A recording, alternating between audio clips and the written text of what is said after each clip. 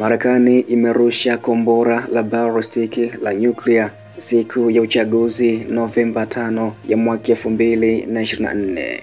Jeshi la Marekani lilifanya jaribio la makombora ya masafa marefu ya kinyuklia ICBM siku ambayo raia walikuwa wakipiga kura katika taifa hilo ili kupata rais wa nchi hiyo.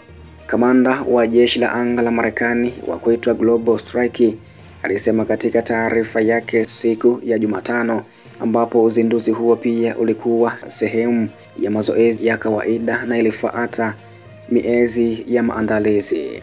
Ndege ya Minuteman III ICBM isiyokuwa na silaha imezinduliwa kutoka Marekani, Vandenberg Space Force Base, California majira ya saa 11 jioni saa za Pacific tarehe 5 Novemba, ilisema taarifa hiyo, ambako pia kombora hilo lilisafiri umbali wa maili 4200 zikiwa ni sawa na kilomita 6759 kwenda kwa eneo la Marekani huko Ronald Reagan Barking Missouri Defense Site lililoko kwa Julian Atoll ndani ya eneo la Pasifiki la Jamhuri ya Visiwa vya Marshall.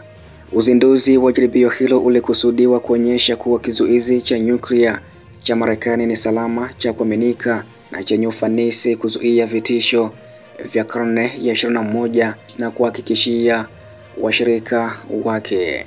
Amri hiyo ilisema na kuongeza kuwa zinduzi takriban 300 kama hizo hapo awali pia zilikuwa zimefanywa. Jeshi la Amerika pia lilikana ya kwamba hatua hiyo ilikuwa imehusishwa kwa njia yoyote na matukio ya ulimwengu wa sasa. Na pia unaweza kupata taarifa mbalimbali kutoka kimataifa, hasa vita vya Urusi na Ukraine, lakini pia Mashariki ya Kati yani Israeli, kusini mwa Lebanon na huko Irani kwa njia ya grupu la WhatsApp, ambako pia huko taarifa nyingi na matukio mengi ya kivita nimekuwa nikiyaweka huko. Sasa pia nawe unaweza ukajiunga moja kwa moja kwa kulipia kiasi cha shilingi 1000 kupitia nambari ya Tigo Pesa ya 0679619650 0679619650. Basi unakaribishwa sana pia kujiunga na habari na matukio ya kivita kwa njia ya WhatsApp. Uzinduzi wa hewa unahalalisha uokoaji wa ICBM yetu ambayo hutumika kama eneo la mkakati la ulinzi wa taifa letu na washirika, alisema hivyo Jenerali Thomas A. Busere kuhusu taarifa hiyo. Minuteman III ni ICBM pekee yenye msingi wa fedha ya Amerika. Kwa mujibu wa jeshi la anga la Marekani, ina jumla ya makombora 400 kama hayo na mabawa 3 ya makombora yanayofanyia kazi kikosi cha 90 cha kombora katika Wyoming, cha 91 huko North Dakota na 341 huko Montana. Kwanza vilivyowekwa huko nyuma mwaka 1970, makombora hayo yanaweza kusafiri umbali wa zaidi ya maili 6000 zikiwa ni sawa na kilomita 9656 kwa kasi ya juu zaidi ya kph 24 au mara 23 zaidi ya kasi ya sauti.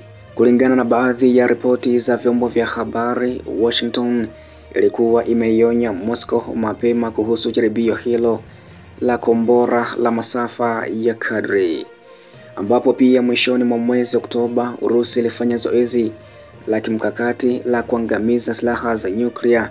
Kito hicho kilihusika makombora ya masafa marefu kwa kurushwa hewani. Wakati huo pia rais wa Urusi Vladimir Putin alisema Moscow inatafuta kudumisha vikosi vyake vya nyuklia katika kiwango cha kutosha, lakini haina nia ya kuburutwa katika mashindano mapya ya silaha. Kulingana na Kremlin, nchi zinazofaa ziliarifiwa juu ya mazoezi hayo. Uandishi wa nyuklia wa Urusi umekuja mara tu baada ya mazoezi ya Thabet Nun ya NATO ambayo yalianzia Ulaya Magharibi katikati ya Oktoba, yakihusisha wanachama 13 wa jumuiya ya kijeshi inayoongozwa na nchi ya Marekani. Wanachama wa NATO ya Ulaya walikuwa wakifanya mazoezi ya kupeleka silaha zilizotolewa na Marekani chini ya mpango wa shirika hilo wa kugawana silaha za nyuklia.